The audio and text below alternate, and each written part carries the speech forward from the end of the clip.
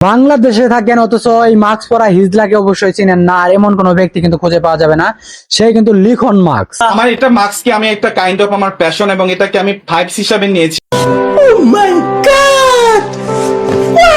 পোল্ট্রিবাজ লিখন মাস্ক নাকি সে মাস্ক ব্যবহার করে ফ্যাশনের জন্য, তার ফ্যাশন আজকে কুপ দিয়ে বার করবো, সেটাও দেখতে পারবে। এই হালার পোল্ট্রিবাজ লিখন মাস্ক নাকি বাংলাদেশের একমাত্র পর্দাশীল পুরুষ। উনি যেহেতু বাংলাদেশের পর্দাশীল পুরুষ, আমি কিছু বুঝি না, দেশে নারীরাই পর্দা করে না, সে দেশে নাকি পুরুষ আবার পর্দাশীল হয়। হালার হালার লিখন মাস্ক সে নিজেকেই দাবি করে যে আমি নাকি হিজড়া, এমনকি পোল্ট্রিবাজ, বিভিন্ন কথা কিন্তু সে নিজেই স্বীকার করে। আমি হিজড়া বা আমি থার্ড জেন্ডার। ডুপ্লিকেট। এদিকে আবার দেখি পোল্ট্রিবাজ লিখন মাস্ক সে কিন্তু আবার তার মেয়ের কথা বললেন, সে মেয়ে নাকি ক্লাস 9-এ পড়ে। আমার মেয়ে ক্লাস 9-এ। যদিও বাংলাদেশে কিছু আবাল মার্কা লোক রয়েছে যারা ইলন মাস্কের মতো লিখন মাস্ককে চিনতে পারেন নাই, তারা আসলে হিজড়া কি আর থার্ড জেন্ডার কি যারা চিনেন না, তাদের মতো বুকাচন্দ্র আর কেউ নাই। লিখন ওই যে হিজলা মাস্ক পরে তাই যে আমার বিয়া করবো কইছে।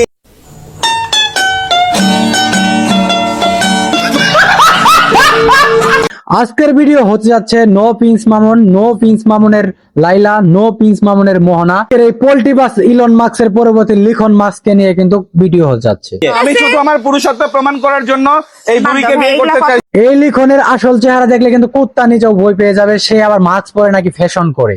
কেউ তো আমাকে এসে পাঠা বলতেছে।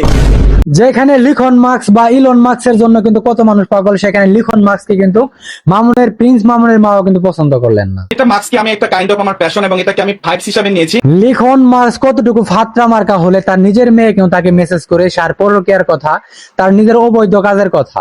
ও হচ্ছে লাস্ট লিখেছে যে আমি পড়াশোনা সবকিছু অফ করে দিব। সবাই বলছে যে তুমি মোহনা ফুপির সাথে টাকা খাওয়ার জন্য বা কোনো অবৈধ রিলেশন করার জন্য তার পাশে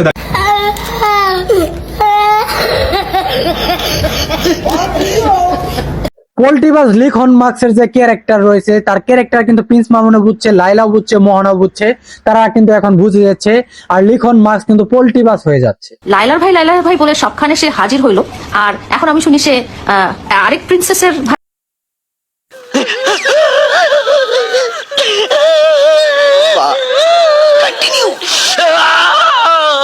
আর এদিকে সবকিছু শুনলো, এখন আবার মোহনাও নাকি বলতেছে যে পোল্ট্রিবাজ লিখন সে নাকি তার কিছুই লাগে না, সে আমার কোনো কিছুই হয় না, এখন সে আমার ভাইটা। বাংলাদেশ আর কত কাউকে নিয়ে রুস্ট করা হবে, কারণ রুস্ট করতে হলেও কিন্তু কাজ করা হয়। সেই ইলন মাস্কের বটের প্রতি কিন্তু বাংলাদেশের লিখন মাস্কের ওয়াইফ ছিল ব্যাংকের নাকি ম্যানেজার, 10 বছর নাকি চাকরি করেছে, তাকে ফেলে চলে গেছে।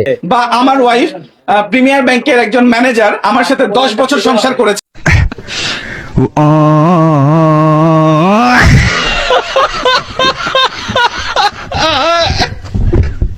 লিখন মাস্কের অপকর্মের কারণে কিন্তু তার পরিবার কিন্তু এখন ধ্বংসের পথে, তার মেয়েও তাকে ছেড়ে চলে গেছে, তার ওয়াইফও ছেড়ে চলে গেছে, সে এখন লাইলা মোহনাকে সঙ্গী করতেছে।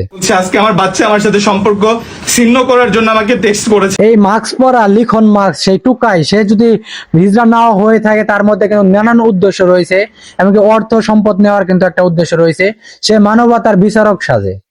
একটা মেয়ে তো কখনো একটা থার্ড জেন্ডার বা একজন হিজড়ার সাথে 10 বছর সংসার করবে। হালাই নাকি প্রিন্স মামুনকে মায়াকে উদ্দেশ্য করে বলে যে প্রমাণ করবে সে আসলে থার্ড জেন্ডার নাকি, তো সে ছাগলের সঙ্গে পরীক্ষা কর বা দেখো।